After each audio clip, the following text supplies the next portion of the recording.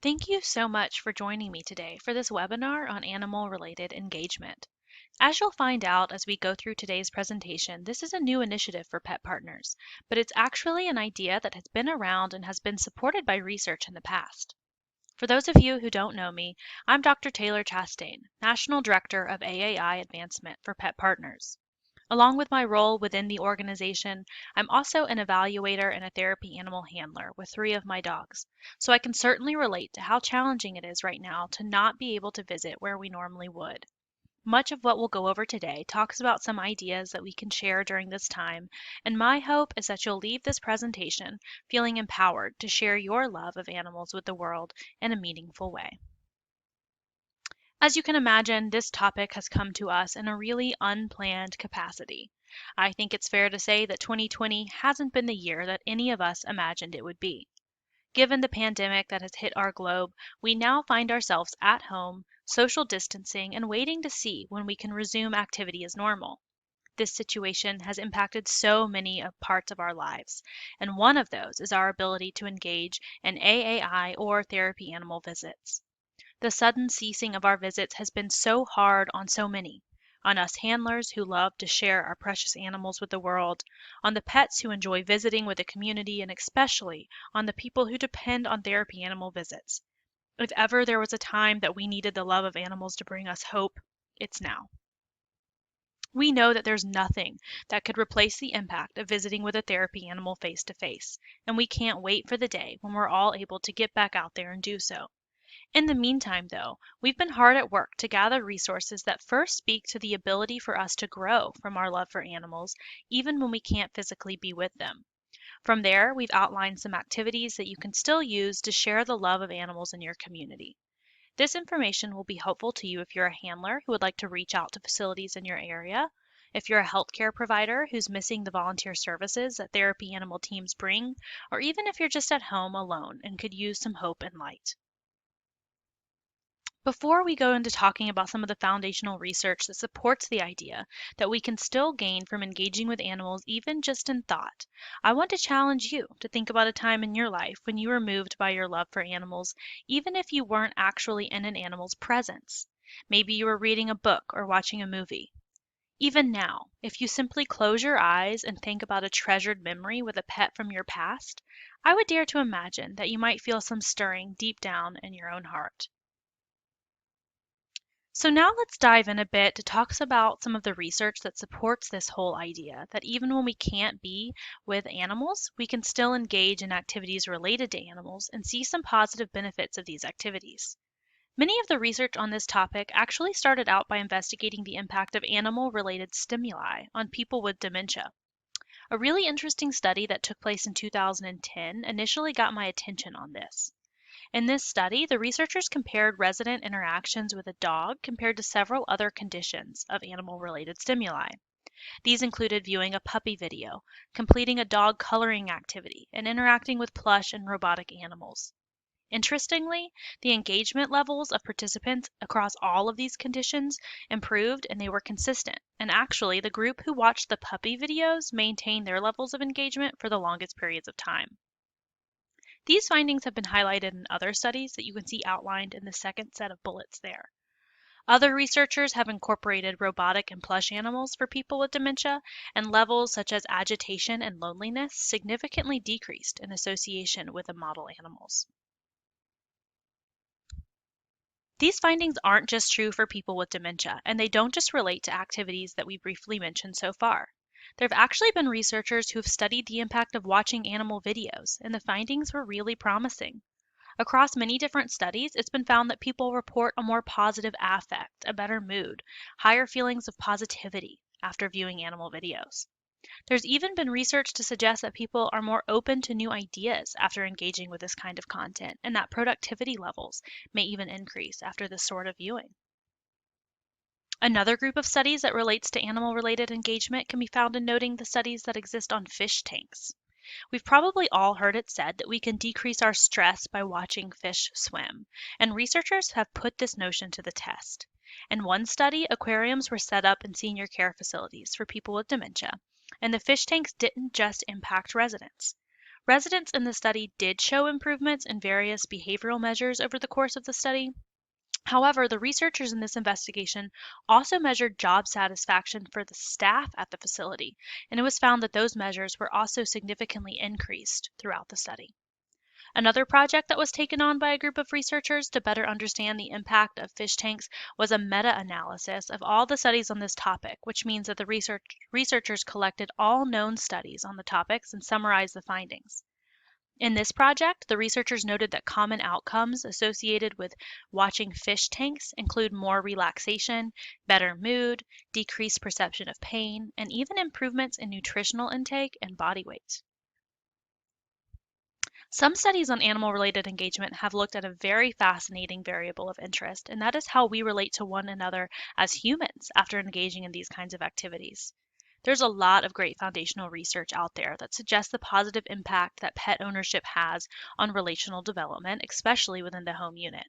For example, we know that early interactions with pets leads to attachment, prosocial behavior, social competency, and empathy.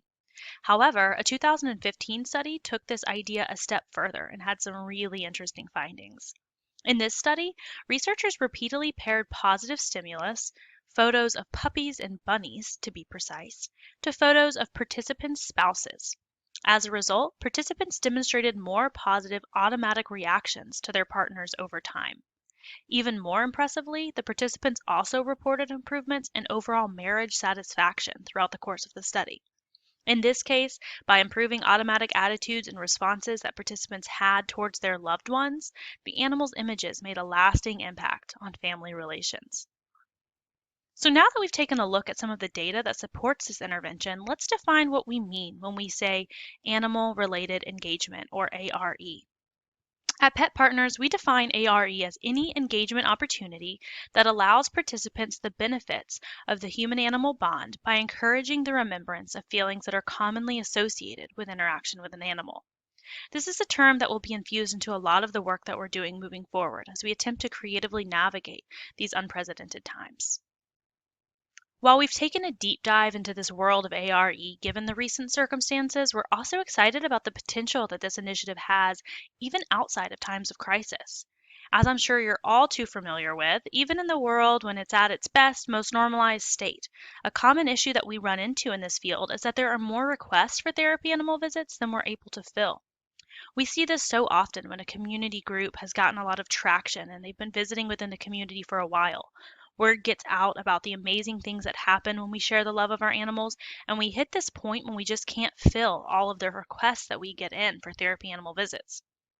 Given the volunteer nature of most of this work, our teams are often only available when our volunteers are available. Another time when we might be limited in providing visits relates to our commitment to uphold animal welfare above anything else. We want our animals to love this work, and anyone who is tuning into this webinar likely knows that we have extensive measures in place to make sure that animals are being respected in all therapy animal interventions.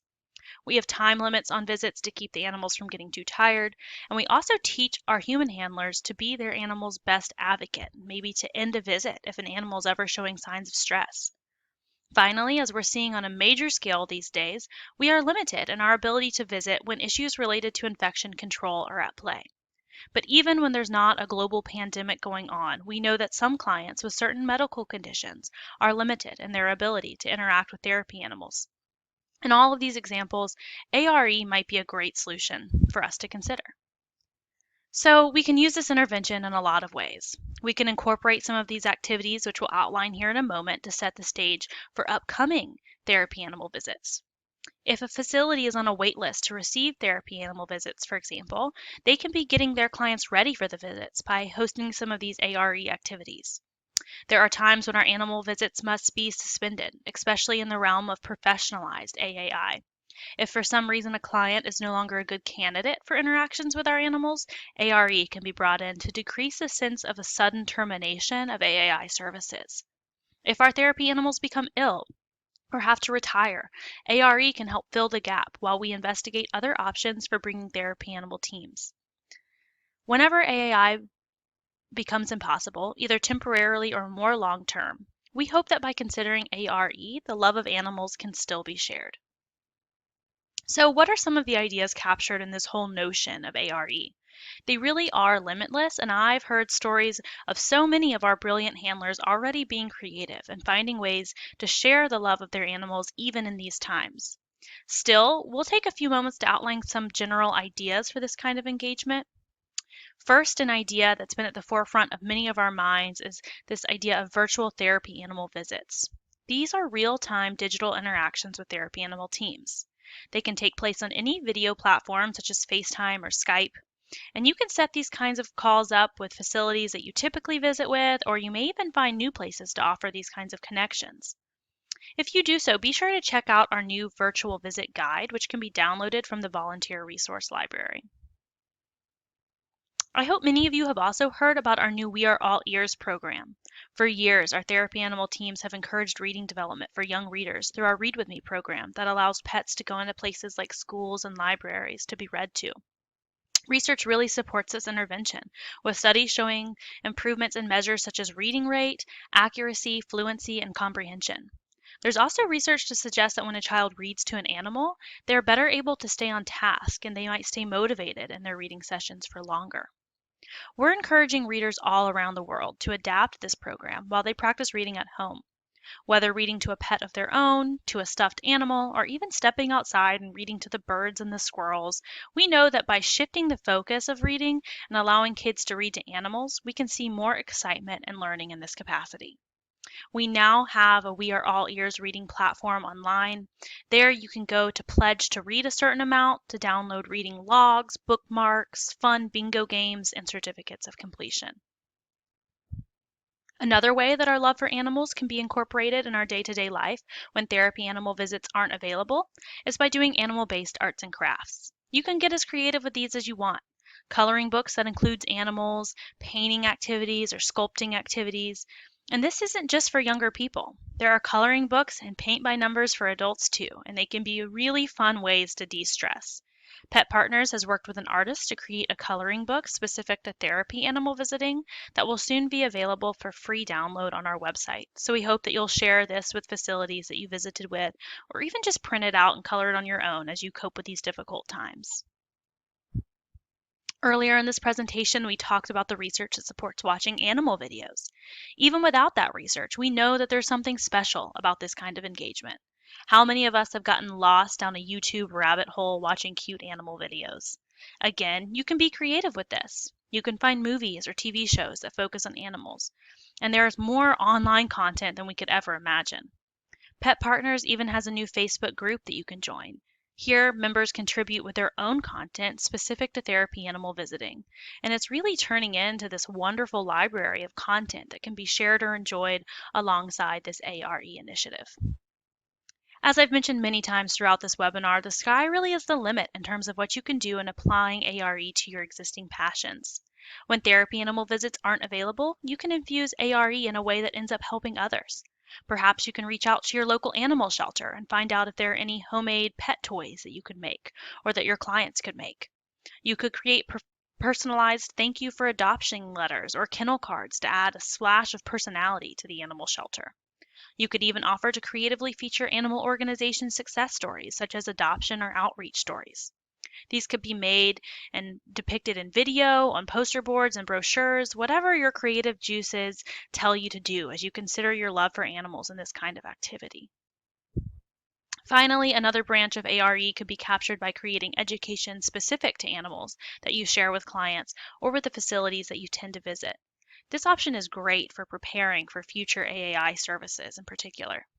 Create flashcards that inform people of the different kind of working animals, of the process by which an animal becomes a therapy animal, or get more generalized and provide education on other fun species or on tenets of humane education of animals in the environment. All in all, we're just scratching the surface in terms of sharing ideas on how ARE can be a meaningful service offered to people when therapy animal visits aren't available. Coming soon, we'll be publishing a paper that lays out all of the information that was covered here today, and this paper will even include some notes from some of the field's top AAI leaders. Also, stay tuned for more ideas on how ARE can be specifically applied in professional context. So if you are an AAI professional who's listening to this webinar, Please go to our AAI for Professionals page online at the link you see on this slide and sign up to receive our e-newsletter so that you can stay in the loop on all that we're doing in this space. I hope that you found this presentation to be interesting and informative, and that above anything else, it's gotten you thinking of some ways that the human-animal bond can still bring light to the world, even when we're in the midst of times when therapy animal programming isn't possible. Thank you so much for being such an advocate for this work, that you would spend your time tuning in to this kind of offering.